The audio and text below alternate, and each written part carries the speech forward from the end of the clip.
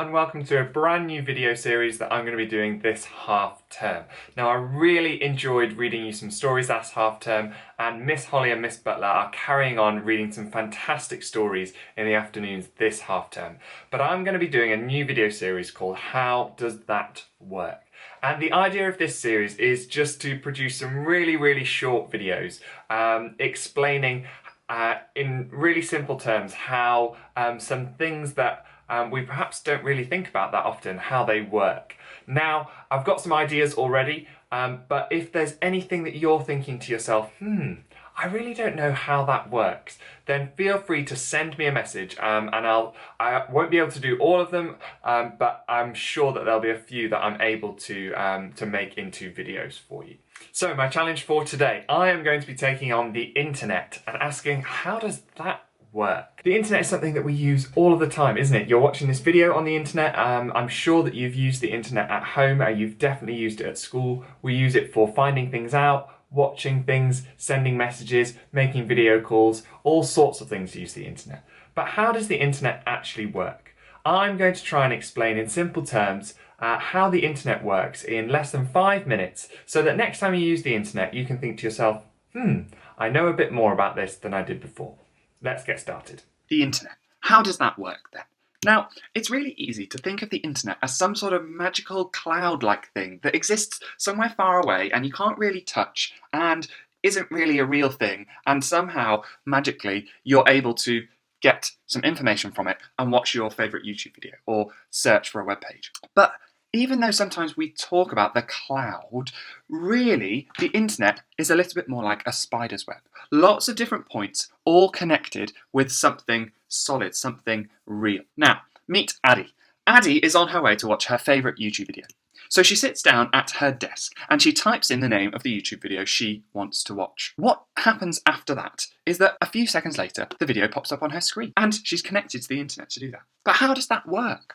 Well, it starts off on Addie's computer up here. And her computer is very clever because as she types in the name of the video she wants, her computer turns that into a message to send across the internet. Now this first bit is very clever indeed because her computer can send that message without needing any wires at all. In fact, her computer can use radio waves which travel through the air to something in her house called a router. Now mine looks a little bit like this, a little black box somewhere in my living room, but yours might look a little bit different. Either way, they're normally about the size of a book. Once that message has reached her router, then things get a little bit more straightforward because they don't have to travel over the air anymore. They can travel through a cable, and out of the router is a cable that connects through the wall, and it connects to a cable that runs along the street and to one of these. You've probably seen these as you're walking round. There's probably one quite near to your house. And inside there are lots and lots of cables from lots and lots of houses. So the message has come from the computer, over the air, to the router, and then through a cable to one of these in the street. Now, the message is about to embark on a really long journey, and this journey could take it all over the world.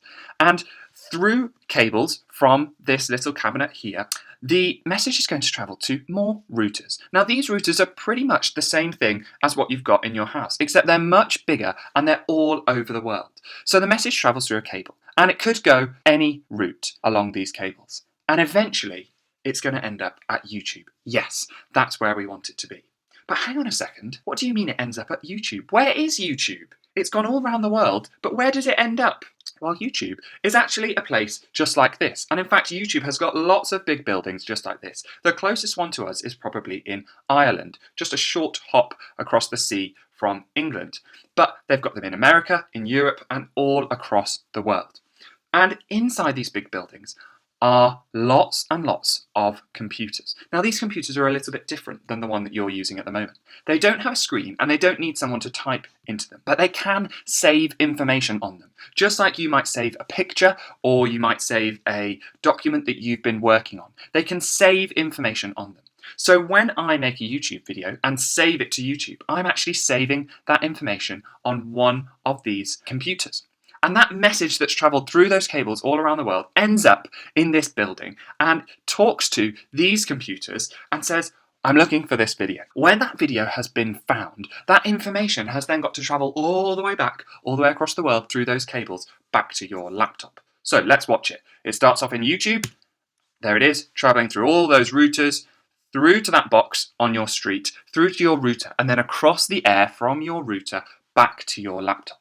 And then, ta-da! You have got your YouTube video. It's quite clever, isn't it? So actually, even though your laptop or your iPad or whatever you're watching this video on might not be connected to anything, you're sending a message all the way across the world through lots of cables in your street and then across the country and often under the sea as well, all the way to a building owned by YouTube with lots of computers in it that have saved the information that's traveling all the way back to your computer that you're now watching.